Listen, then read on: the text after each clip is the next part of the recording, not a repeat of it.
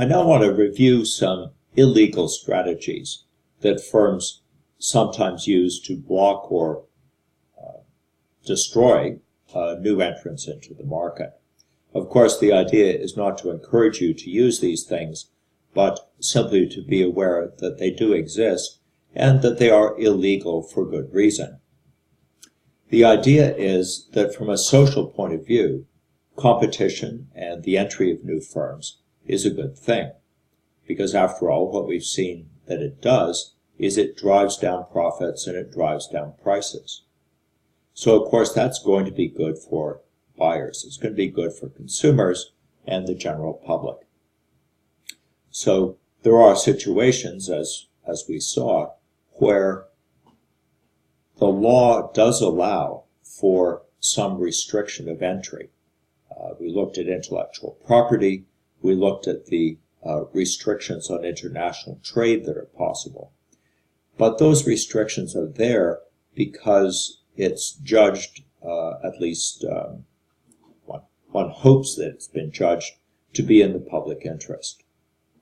Although, of course, there can be some debate about that. The intellectual property rules, of course, could come about because of corporate power that gives existing firms far too much protection. And it's also possible that corporate power could be used to block imports that one might argue might actually be in the social good. Well, let's set those issues aside and think about some other things here. One of the main illegal strategies, I suppose, that might come to mind is the idea of predatory pricing. So the idea here is to set prices very low so that new entrants into the market don't survive. If they're going to match your price, they're going to face losses, and if they can't bear those losses for long enough, they're going to go out of business. In Canada, predatory pricing is defined as setting prices below marginal cost.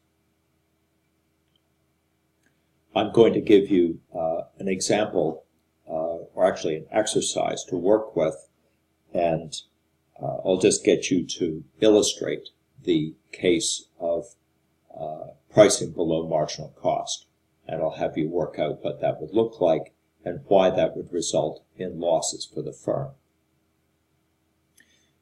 Now, I suppose this raises kind of an obvious question.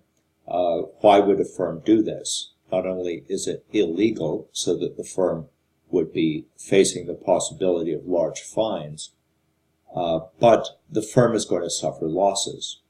So up until now, we've seen that the idea is that the firm is supposed to set a profit maximizing price. So why is it going to deliberately accept losses? Does that really make sense as a strategy? So there's some debate about this among economists, because some people are not convinced that this is really a strategy that makes sense. So if the entry costs that face new firms are fairly low, if they don't face some large upfront cost of entering the market, then we could ask, well, what is to stop new firms from just trying to keep on entering? And what's the existing firm going to do? Just keep cutting its price and suffering large losses over and over? Is that really a sustainable strategy? Well, perhaps, as I'll consider in a minute, there is a way, there are alternatives that could be more sustainable. But for now, I'd ask you to stop this video right here and do the second exercise on predatory pricing. I'm going to provide a separate video that gives the solution to that, and then you can resume this video.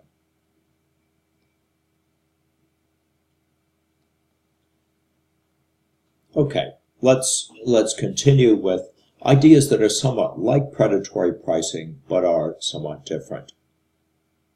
I want to consider a couple of situations in which maybe reducing prices would make sense and would not entail the kind of losses that you saw when you did the exercise. So let's just use one of the ideas that we saw there earlier, the idea of a learning curve or an experience curve. We can use the terms more or less interchangeably, as if they mean the same thing.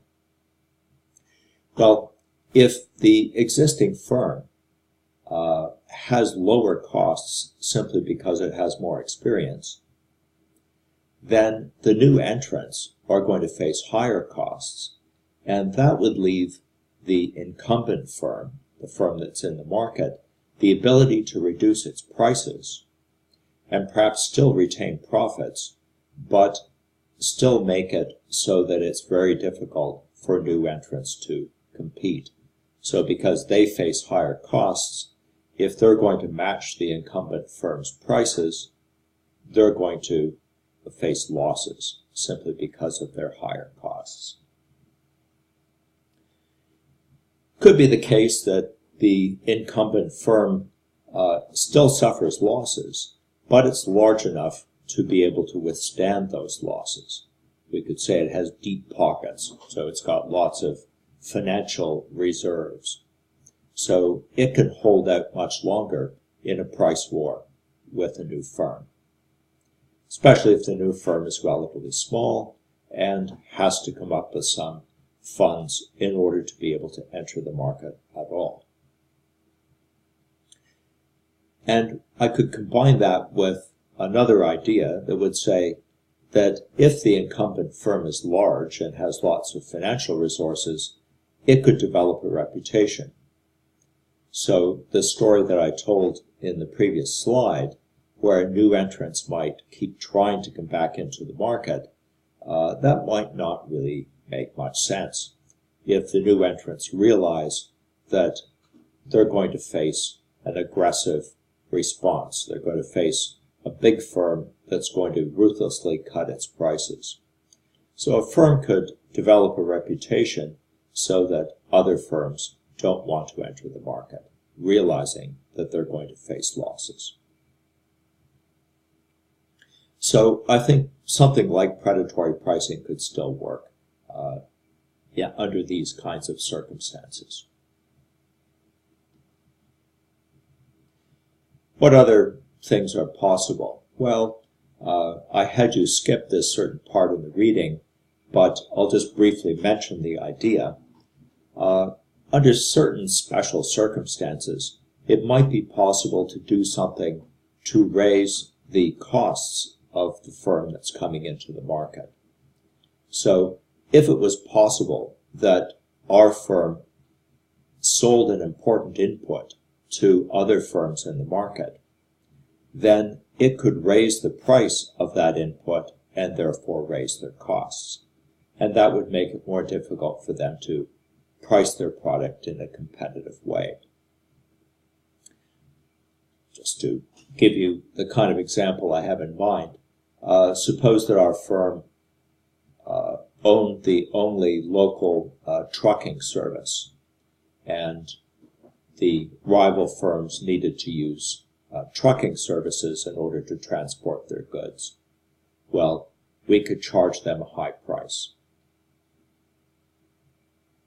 To give another example, suppose the firm controlled something like mixed cement that would be used in constructing buildings, for instance, and that firm was also in the construction business.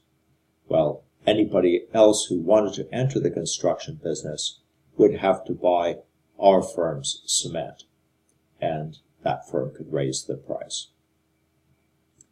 This kind of strategy would be illegal in Canada.